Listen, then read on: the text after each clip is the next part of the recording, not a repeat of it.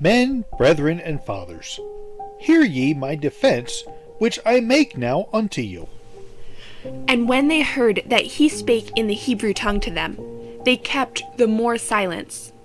And he saith, I am verily a man which am a Jew, born in Tarsus, a city in Cilicia, yet brought up in this city at the feet of Gamaliel, and taught according to the perfect manner of the law of the fathers, and was zealous toward God, as ye are all this day.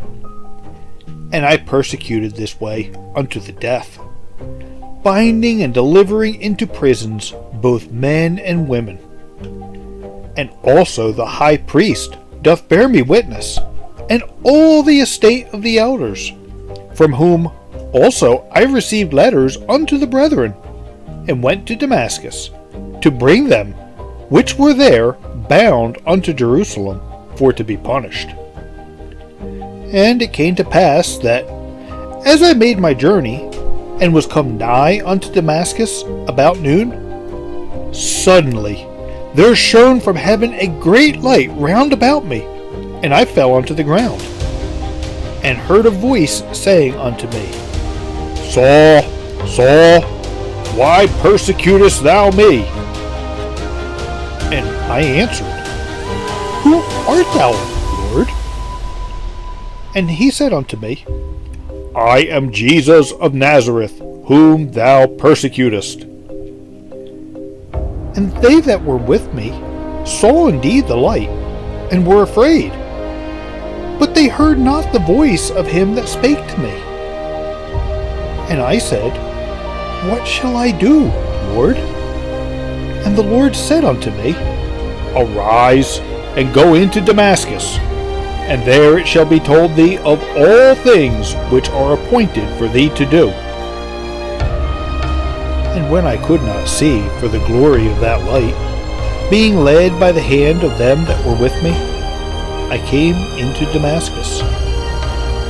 And one, Ananias, a devout man according to the law, having a good report of all the Jews which dwelt there, came unto me, and stood, and said unto me, Brother Saul, receive thy sight.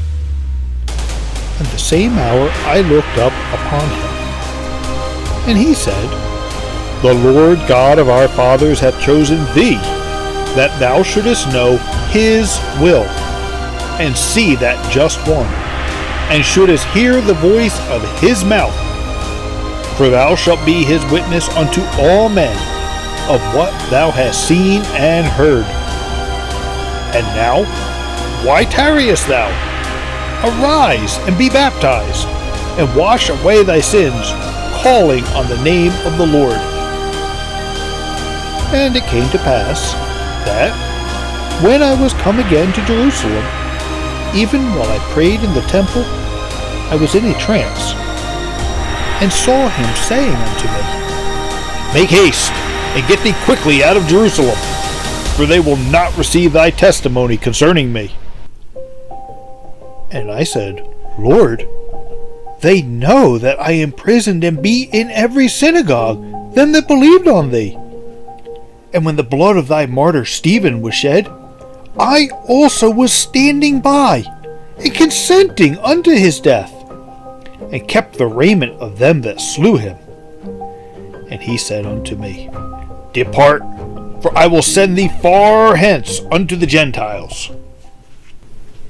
And they gave him audience unto this word, and then lifted up their voices and said, Away with such a fellow from the earth, for it is not fit that he should live. And as they cried out and cast off their clothes and threw dust into the air, the chief captain commanded him to be brought into the castle, and bade that he should be examined by scourging, that he might know wherefore they cried so against him.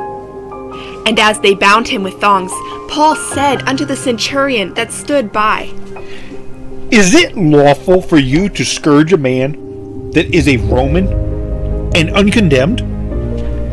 When the centurion heard that, he went and told the chief captain, saying, Take heed what thou doest, for this man is a Roman.